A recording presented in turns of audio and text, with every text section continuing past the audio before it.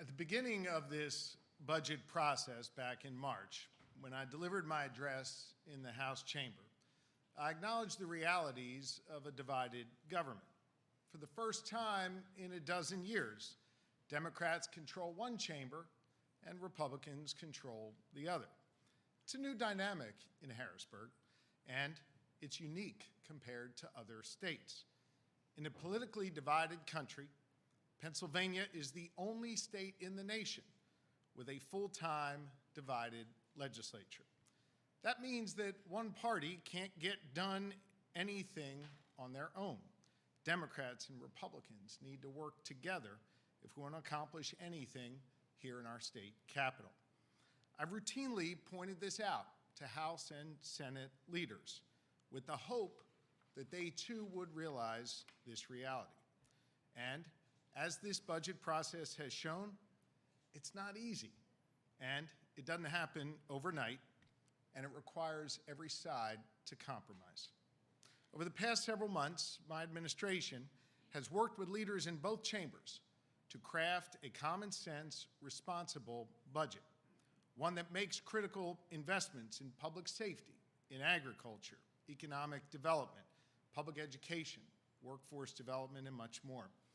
And while Leader Pittman, Leader Bradford, and I agreed in principle on a total spend number that largely mirrored my budget proposal, we never were able to reach agreement, in part due to one issue. The Senate budget included past scholarships, $100 million to help low-income families in struggling school districts and to empower parents to put kids in the best positions for them to succeed. That was a proposal that I support, but House Democrats made clear that it would not pass their chamber, particularly with the Senate's unwillingness to advance more of the House's priorities. We worked hard to develop a budget package that could win support of both chambers, but in the end, we could not reach final agreement between all three parties, which I made clear to the leaders of both chambers multiple times in private and in my public statements to all of you. As President Pro Tem Ward acknowledged herself last week, a deal was, quote, actually pretty close. But in the end, Senate Republicans did not close the deal with their House counterparts. Rather than closing a deal that was within reach with House Democrats, instead, they chose to send the State House a budget that was not agreed upon by all three parties, which contained the $100 million for a program that the House was unwilling to advance at this time. Our Commonwealth, I believe, should not be plunged into a painful, protracted budget impasse over one provision of this budget while our communities wait for the help and resources that they need. That's why, knowing that the two chambers will not reach consensus at this time to enact pass, and my being unwilling to hold up our entire budget process over this issue, I announced that I will line item veto the full $100 million appropriation. Last night, the House concurred with the Senate budget by a bipartisan vote of 117 to 86. Look, I am unwilling to engage in the small ball which for so long has stymied progress in this building when there was a chance to adopt a budget that makes historic investments in key priorities of both parties, and one that is fiscally responsible. This budget delivers $40 million to address workforce shortages, with $30 million for VOTEC and apprenticeship programs, and $10 million for stipends for student teachers to bring more teachers into the classrooms.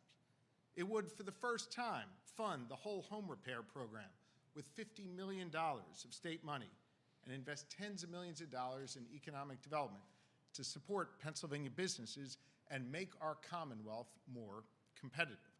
For the first time ever, it would provide state funding for indigent defense to fund efforts, and as well as fund efforts to study the disparity in maternal mortality.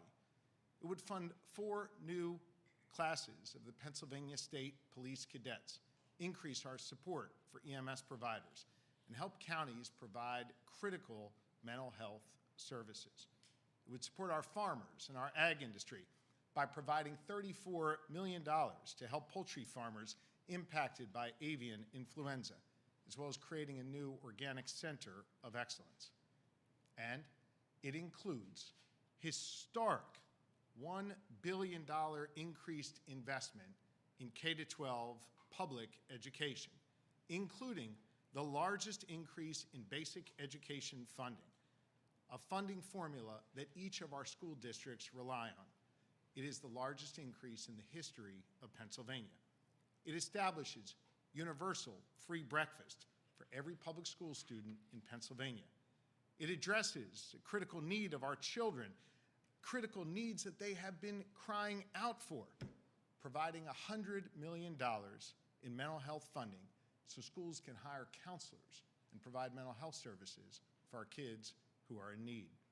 These investments will make a real difference in our students' lives and in people's lives all across Pennsylvania. Think about the kid who will no longer have to learn on an empty stomach. Think about the entrepreneur who can support and help build a business, could possibly even change the world. Think about the young person who now has the freedom to chart their own course and the opportunity to succeed. Think about the mom who can know that her community is a bit safer because there's more state troopers on the beat. This budget delivers for them, and it will do a lot of good all across Pennsylvania.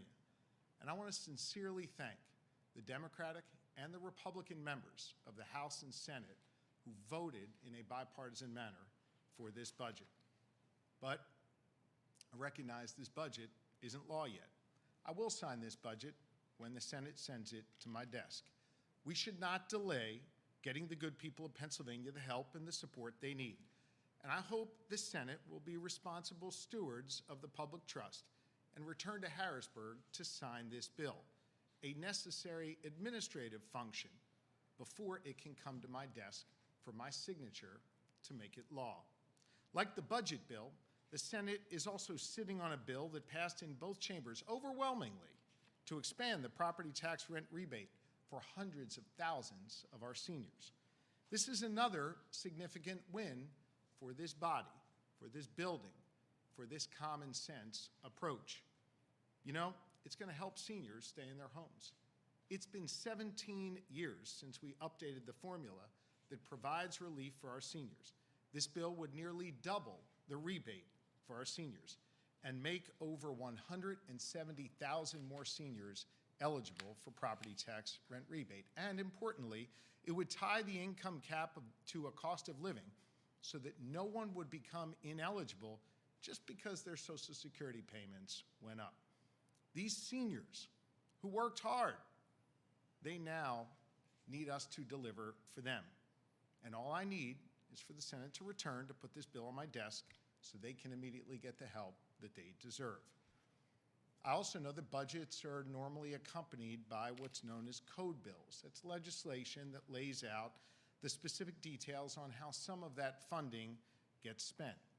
In our divided legislature, it's now the responsibility of the House and the Senate to find a way to work together and to iron out those details. They need to talk to one another. They need to understand each other's perspectives, and they need to meaningfully engage with one another. And they need to learn how to close the deal together with one another. In the meantime, I'll remain hard at work delivering for the good people of Pennsylvania. And with that, I'll be happy to take a few of your questions. Can you say how many times yourself, Mr. Bradford, Mr. Pittman sat in the same room and talked about this? There were numerous times where we sat together and numerous times where we spoke together. How many were physically in person, how many were through other communications, but it was multiple times. Did you say when the last one was? I don't recall off the top of my head, but we spoke regularly throughout this process. Senate Republican leaders say they might not have had to deal with House Democrats, but they say they had to deal with you and that they agreed to things that they wouldn't otherwise agree to in exchange for your support of Ambassador. They say they feel betrayed, that they're not sure how this relationship can continue going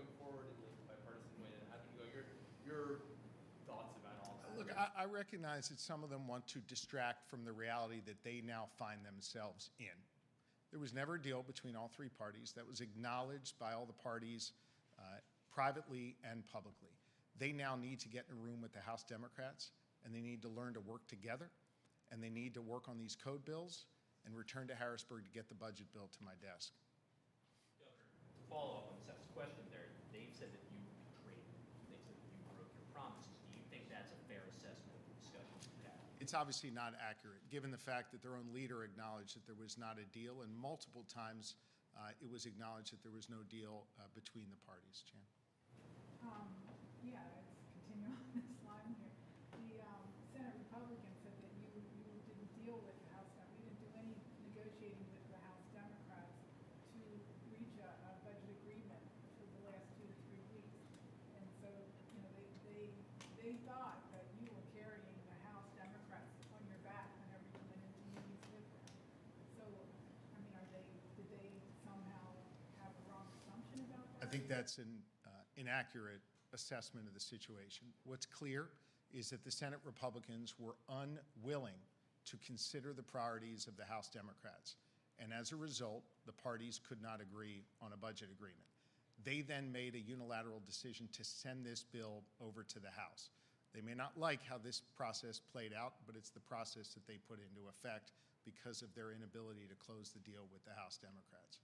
Have you spoken with Senate Republicans since the budget passed last night? I spoke to them just before it passed. Yes. In terms of the codes bills, you know, Democrats say that they're not terribly necessary, whereas Republicans say they're an impasse and nothing can move forward without them. Where do you stand on the necessity of these codes bills? I think both parties need to get together and communicate openly and honestly about what their needs are, what their goals are going forward, and I think that dialogue should happen right away.